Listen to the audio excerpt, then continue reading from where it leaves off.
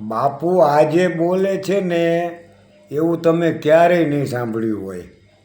આજ ખરેખર સાંભળવા જેવું છે કે બાપુ શું બોલે છે. તો સાંભળો કહું. મેં ઘણાના મોઢે સાંભળેલું છે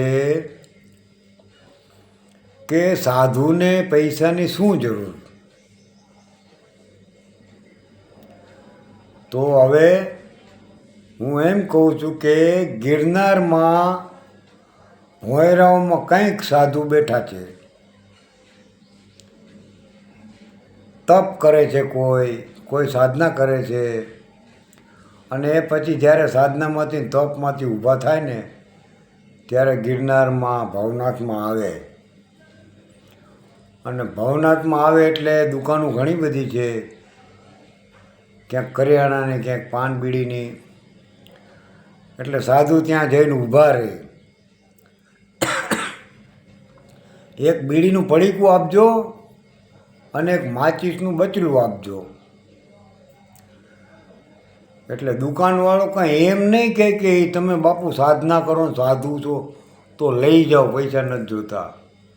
એ તરત કહેશે કે 450 રૂપિયા આપો. એટલે અહીંયા પૈસાની જરૂર પડશે. પછી ક્યાંક ભજનમાં સાધુને આમંત્રણ આપ્યું હોય એટલે જવાનું થાય. એટલે એસટી બસમાં બેસો તો હજી તો સીટમાં બેઠા હોય ત્યાં કંડક્ટર આવે, બોલો બાપુ. એમ નહીં કે તમે સાધુ છો એટલે તમારી ટિકિટ નહીં લેવાની, ત્યાં કંડક્ટરને દેવા પડે. અને રેલવેમાં જાય તો રેલવેનું તો તમે પૂછો જ નહીં. હાલો વચમાં એક રેલવેનો એક દાખલો દઈ દઉં. 7 થી 8 વર્ષ પહેલાં હું વીરપુરથી આવતો હતો રેલવેમાં અને રાજકોટ ઉતર્યો. એટલે તરત મને ટીટીએ પકડ્યો કે બાપુ ટિકિટ આપો. ત્યારે તો હું સાધુ બધા ટિકિટ લેતા નહીં, ફરતા. એટલે મને એમ કે આમાં નહીં માગે કોઈ ટિકિટ. તો મને કે ટિકિટ આપો. મેં કીધું મેં ટિકિટ તો નથી મારી પાસે. તો કે દંડ તો ભરવો પડશે. મેં કીધું પણ પૈસા નથી. તો એ ટીટીએ મારી બંડીના ખીચામાંથી હાથ નાખીને પૈસા કાઢ્યા અને પહોંચની જેટલી રકમ થતી હતી દંડની, એ દંડની રકમ લખીને એમાંથી પૈસા કાપી લીધા, મારા ખીચામાંથી કાઢેલા. બીજા મને બધા પાછા આપી દીધા અને પહોંચ પકડાવી દીધી. એટલે અહીંયા પૈસાની જરૂર પડે છે.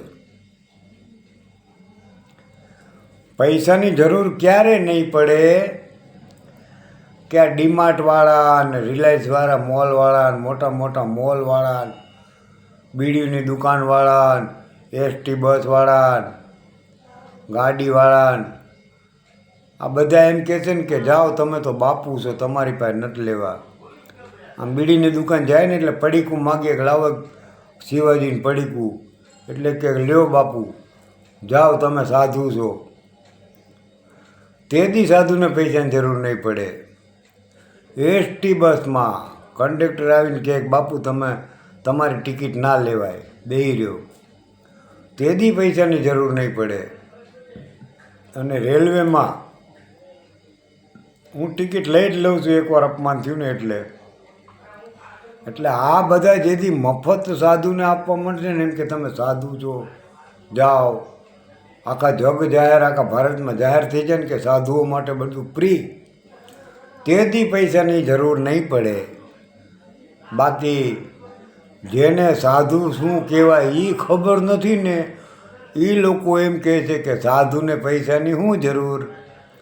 તો આવું જે બોલતા હોય ને, ફક્ત એકવાર સાધુ બની જાઓ, તમારા મોઢે જ કહેશો કે સાધુને પૈસાની જરૂર પડે છે. આ તો ગાંડા બાપુ કી મોજ. હાલો ઓમ નમો નારાયણ, સીતારામ, જય માતાજી. તમે પણ કોઈને કહેતા હો કહેતા નહીં. આપણે આપી ન શકીએ તો કંઈ નહીં. એક તો આપણે દેવું નથી, પાછા સામેથી કેવું છે કે સાધુને પૈસાની શું જરૂર.